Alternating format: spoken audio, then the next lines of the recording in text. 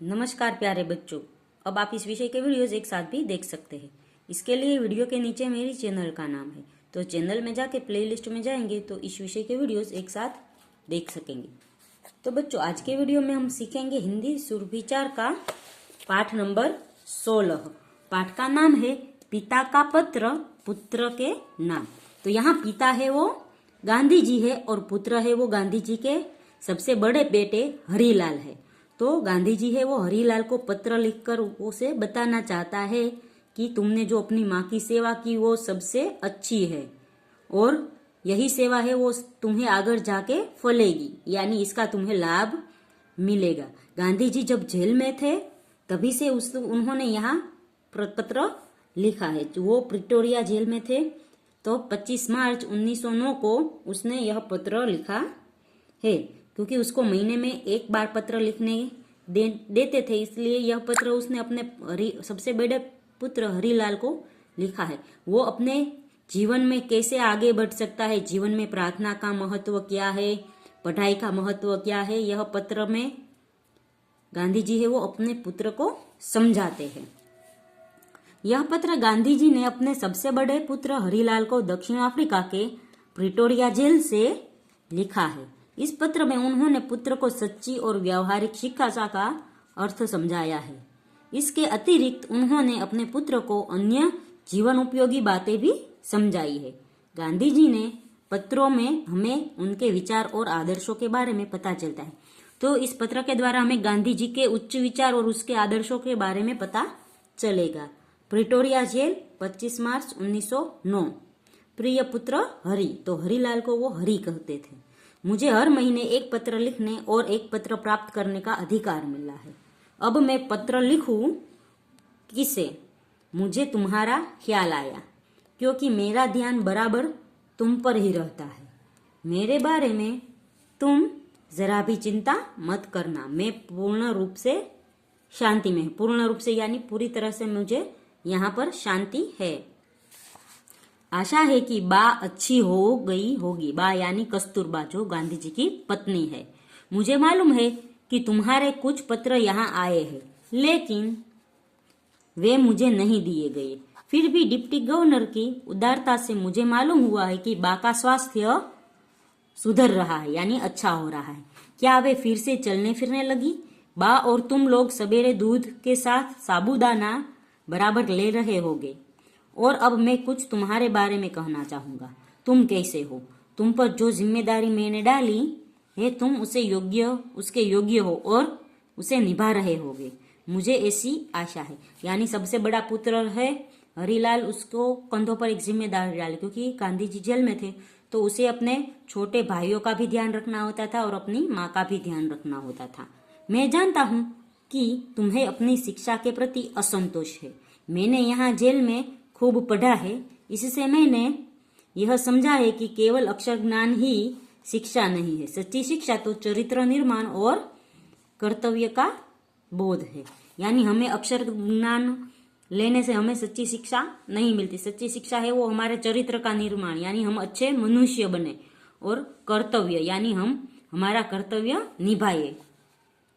यदि यह दृष्टिकोण सही है और मेरे विचार से यह बिल्कुल ठीक है तो तुम सच्ची शिक्षा प्राप्त कर रहे हो। आजकल तुम्हें अपनी बीमार माँ की सेवा का अवसर मिला है। रामदास और देवदास को भी तुम संभाल रहे हो। यदि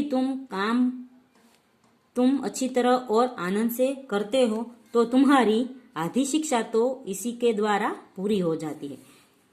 गांधी जी कहते हैं कि तुम अपनी बीमार माँ और छोटे भाइयों का ध्यान रखते हो, यह तुम अपनी निष्ठा से करते हो तो तुम्हारी आधी शिक्षा वही पूरी हो जाती है। संसार में 3 बातें महत्वपूर्ण है। इसको प्राप्त कर तुम संसार के किसी भी कोने में जाओगे तो अपना निर्वाह कर सकोगे। निर्वाह यानी गुजारा। तो गांधी जी कहते हैं कि हमारे जीवन में 3 सबसे बड़ी बातें हैं। तो ये बातें हैं अपनी आत्मा का, अपने आप का और ईश्वर का सच्चा ज्ञान प्राप्त करना।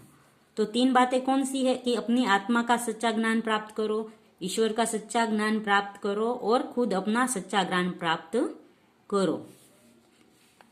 इसके द्वारा गांधी जी कहना चाहते हैं कि हम हमारी आत्मा से कभी दगा न करें। हम है वो कभी झूठ ना बोले और अपने आप से कभी झूठ ना बोले और हमें ईश्वर का सच्चा ज्ञान यानी ईश्वर कौन है ये पता चलाना होगा। इसका मतलब यह नहीं कि तुम अक्षर ज्ञान नहीं मिलेगा, वह तो मिलेगा ही, लेकिन तुम उसकी चिंता करो यह मैं नहीं चाहता। इसके लिए तुम्हारे पास अभी बहुत समय है। अक्षर ज्ञान तो इसलिए होता है कि जो कुछ तुम्हें मिला है तुम दूसरों को दे सको। तो अक्षर के ज्ञान के द्वारा हमें जो मिला है हम दूसरों को दे सकते हैं। इतना और याद रखना कि अब से तुम्हें गरीबी में रहने की जितना अधिक से मैं विचार करता हूँ उतना ही अधिक मुझे लगता है कि गरीबी में ही सुख है। अमीरी की तुलना में गरीबी अधिक सुखद है। तो गांधी जी के विचार थे कि अमीर लोग सुखी नहीं रहते, गरीब लोग उससे ज्यादा सुखी रहते हैं। खेत में घास और गड्ढे खोदने का पूरा समय देना, भविष्य में हमें अपना जीवन निर्वाह इसी से करना है। मेरी इच्छा है कि तुम एक योग्य किसान बनो। सभी औजारों को साफ और सुव्यवस्थित रखना। अक्षर ज्ञान में गणित और संस्कृत पर पूरा ध्यान देना। भविष्य में संस्कृत तुम्हारे लिए बहुत उपयोगी सिद्ध होगी। ये दोनों विषय बड़ी उम्र में सीखना कठिन है। संगीत में भी बराबर रुचि रखना। हिंदी, गुजराती, अंग्रेजी में चुने हुए भजनों और कविताओं का एक संग्रह तैयार करना चाहिए। वर्ष के अंत में तुम्हें अपना यह संग्रह बहुत मूल्यवान प्रतीत होगा। काम की अधिकता में मनुष्य को घबराना नहीं चाहिए और यह सोचना चाहिए कि यह कैसे होगा कि पहले क्या करूं। तो काम हमारे पास ज्यादा हो तो हमें यह नहीं सोचना चाहिए कि हमें सबसे पहले क्या करना चाहिए। शांत चित्त और विचार पूर्वक तुमने यदि सद्गुणों को प्राप्त कर सद्गुण यानी अच्छे विचारों को प्राप्त करने की चेष्टा की तो वे तुम्हारे लिए बहुत उपयोगी और मूल्यवान प्रमाणित होंगे। तुमसे मुझे यही आशा है कि घर के लिए जो भी तुम खर्च करते होगे उससे पैसे पैसे का हिसाब रखते होगे। मुझे यह भी आशा है कि तुम रोज शाम को नियम पूर्वक प्रार्थना करते होगे और रविवार को श्री वेस्ट के यहाँ भी प्रार्थना में जाते होगे। सूर्योदय से पहले उठकर प्रार्थना करना बहुत अच्छा है। प्रयत्न पूर्वक एवं निश्चित समय पर ही प्रार्थना करनी चाहिए।